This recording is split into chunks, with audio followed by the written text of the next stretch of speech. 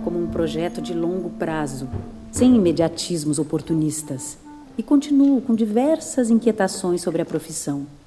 Exponho-me porque percebo que muitas delas são comuns à maioria dos atores. Fiz faculdade de artes cênicas e vários cursos, nos quais estudei uso da voz e do corpo, análise de textos, construção de personagens, mas pouco me foi dito sobre os valores humanos na interpretação, consciência, ética, possibilidades de transformação e outros aspectos internos do ator. Uma vez que nossa função é interpretar a condição humana, acredito que interpretar a condição humana, melhoramos enquanto atores, enquanto melhoramos como seres humanos. Ao me conscientizar disso, eu percebi que apesar da minha vida ser dedicada à interpretação, a vida é muito mais importante do que qualquer outra interpretação que eu possa dar de alguém. Por isso eu estou aqui, nesse momento, me digo aqui a vocês que realmente é um prazer muito grande, uma honra estar nesse momento que eu considero um momento histórico para todos nós, que é o primeiro seminário em terra da ONG Paz Sem Fronteiras. Eu vou falar brevemente sobre automotivação, sobre atuação, sobre lideranças, sobre alguns desses aspectos internos que eu falei nesse CD, que é um CD de um livro que eu escrevi junto com a Ana Vitória Vieira Monteiro, chamado Caminho das Pedras. Eu quero falar hoje aqui, um pouco a partir desse Caminho das Pedras, a possibilidade de ordenação. E naturalmente eu falo por uma necessidade minha, que foi neste momento, quando eu comecei a pensar de uma outra maneira, planejar minha trajetória, e nesse momento agora também como um momento de um novo planejamento.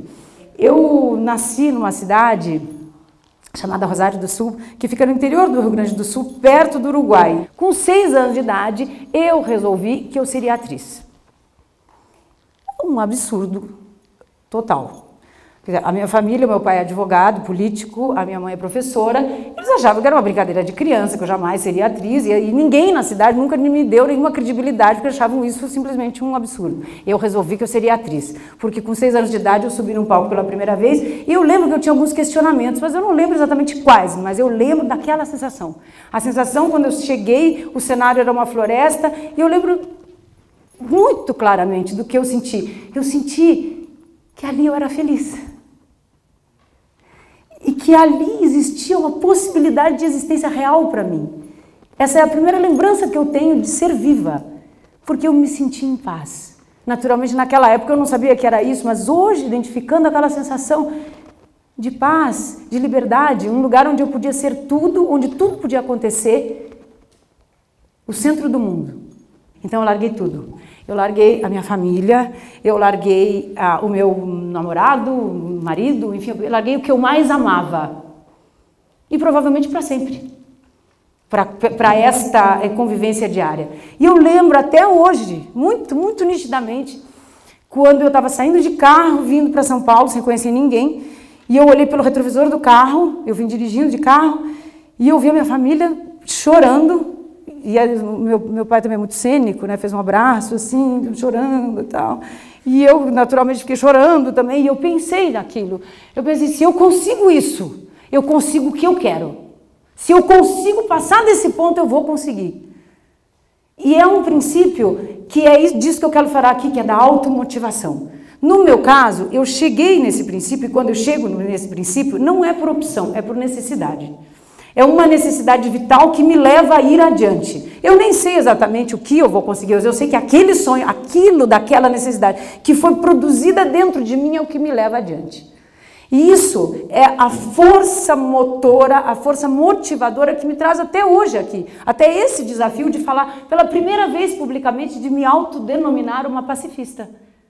Isso é completamente novo para mim, apesar de eu já vir tendo atuações assim, mas me denominar uma pacifista é uma coisa nova para mim.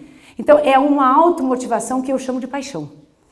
Paixão no sentido da paixão, da compaixão, da ação apaixonada por algo, por um ideal.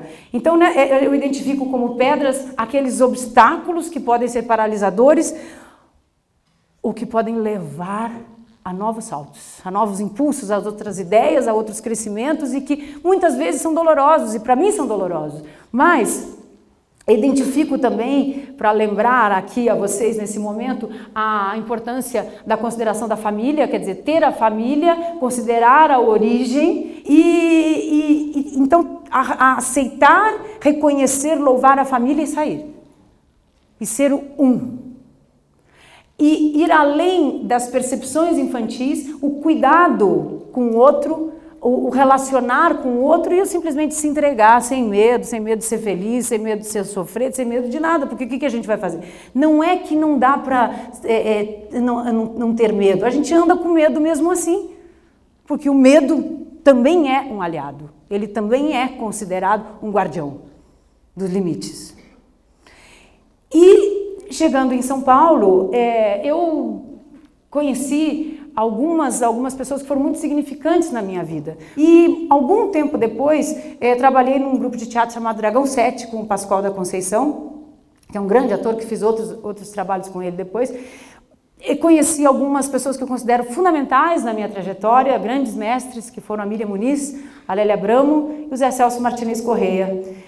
Com quem eu comecei a trabalhar também no princípio no Teatro Oficina. Então, algum tempo durante essa trajetória, eu fiz vários cursos, fiz nessa época também, já tinha feito alguns filmes, eu já tinha uma trajetória, já tinha ganho inclusive alguns prêmios no teatro e no cinema, mas eu não era profissional. Eu não sabia, mas eu não era profissional. Algo faltava.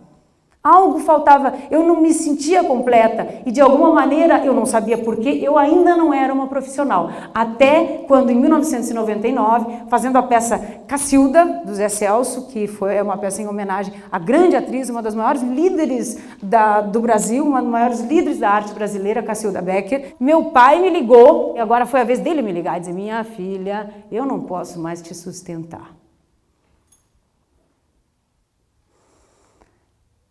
E agora? Aí que eu entendi o que é ser profissional. Aí que eu percebi que eu ainda não era. Aí que as coisas começaram a mudar. E me chamaram para fazer esse curso, para dar esse curso Caminho das Pedras, exatamente nesse momento. E foi aí que eu senti a necessidade de começar a me organizar. Quando eu entendi a ordem como organismo, como ordem da arte, como uma cultura de paz, é que eu aceitei internamente. E foi nesse período que eu comecei a, então, reorganizar a partir de um princípio de pacificação para poder viver, para poder sobreviver. E nesse momento da minha vida, eu vi que eu tinha que produzir. Eu cheguei nesse ponto. Eu tive um outro sonho. Eu pensei, e agora? Agora eu tenho que fazer alguma coisa. Porque se eu não fizer alguma coisa, se eu ficar esperando um convite, como é que vai ser? Eu não tenho uma identidade própria ainda. E aí foi que eu me apaixonei por uma história. Uma história que foi escrita pela Ana Vitória Vieira Monteiro, que era uma história chamada O Disco Solar. A história dos últimos dias da civilização Inca. Eu me encantei com essa história, porque eu achei que essa história tinha muito a ver conosco. Era uma história que falava do princípio da nação brasileira anterior ao descobrimento. Era uma história que falava das Amazonas, das mulheres incas que saíram do Peru e foram vistas andando a cavalo na floresta amazônica. Era uma história que falava dos astecas, dos maias. Era uma história que me levou a conhecer a história do maior líder brasileiro de todos os tempos, o criador da nação Tupi-Guarani, o que abriu todos os caminhos, o que ensinou a agricultura, o que manteve a união desta nação, que se mantém até hoje, chamado Sumé, o civilizador da nação brasileira. Foi nessa época que eu entrei em contato com essas histórias chamadas pré-colombianas, essas histórias desse povo latino-americano.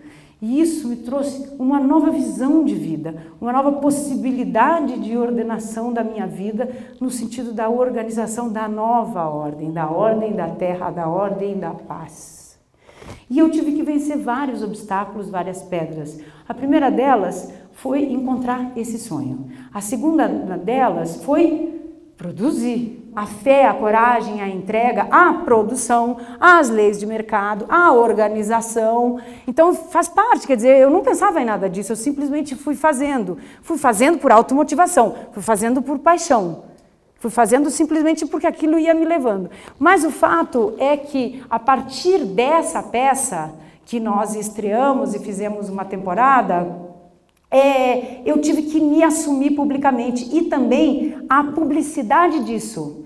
Quer dizer, eu fui criticada muito tempo, talvez até ainda seja, com certeza sou mesmo, por dar publicidade aos meus atos. Ah, mas ela quer aparecer. Claro, porque o princípio da publicidade é um princípio político, é um princípio de preservação, é o princípio da história, porque se você não escreve, se você não registra, você não tem como estudar futuramente, você não tem como deixar um legado, você não tem como se expor. Então um orador não tem que ter medo de ser criticado, não tem que ter medo, tem que dar o seu recado. Então nesse momento, quando a gente está registrando e quando a gente está falando para outros países, para outras pessoas, a gente já passou essa era, a era da divisão, a era em que uma coisa é o que está dentro, outra coisa é o que está fora. Na passagem do matriarcado para o patriarcado, na mítica divisão do templo de Hécate, Dionísio ficou com a parte de dentro, com o interno, com o que acontece dentro do templo, dentro do teatro, dentro do ser, e Apolo ficou com a exposição, com o lado de fora, com a arte, com o autodomínio. Nessa época, nessa era, é tudo junto, a rede. Esse lugar da ética e da política, o lugar da polis, que é um outro lugar que é fundamental, eu acho, como desafio para qualquer ofício pacifista, porque, naturalmente, qualquer ofício pacifista implica público, implica ser público, que é a consideração ao outro, o respeito ao outro e as palavras, porque é um desgaste que existe nas palavras, existe um desgaste nas palavras. E como oradores, essa consciência eu acho fundamental, porque o princípio para o qual nós trabalhamos é o princípio da paz. O princípio da paz o que é? É o princípio da igualdade e do convívio. Porque ele está ligado diretamente como consciência humana à troca, à ética, ao convívio, ao respeito e à rede. E atualmente na era de Aquário a gente está falando também da rede telepática, da rede de pensamentos, da rede das percepções. Eu quero encerrar esse depoimento aqui a vocês, nesse momento de paz sem fronteiras, louvando e essa força que a partir dessa louvação que está presente nesse CD que nós fizemos, para que através desse caminho de todos nós, dessa trajetória de pedras, que chamamos de caminho das pedras, para que nós tragamos com consciência a possibilidade, a oportunidade, a realidade da última pedra do caminho, a qual eu chamo do imponderável, aquela que se apresenta e que não há explicação para ela, apenas a sincronicidade, que já era a sincronicidade, a conduta do tempo que os maias chamavam de sincronário da paz, que é a sorte. Então, para que a nossa sorte esteja sempre sincrônica e presente, vamos dar um sim.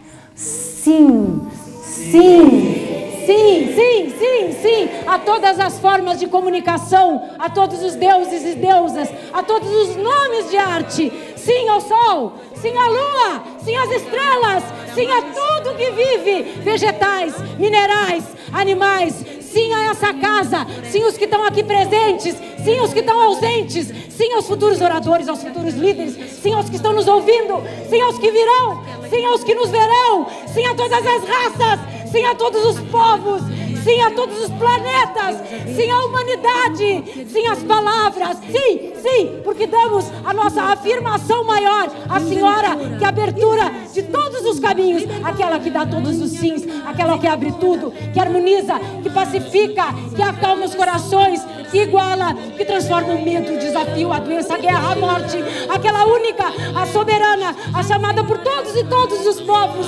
aquela pacificadora, além de todas as fronteiras, de todas as barreiras mundiais, planetárias, estrangeiras, brasileiras, a paz sem fronteiras!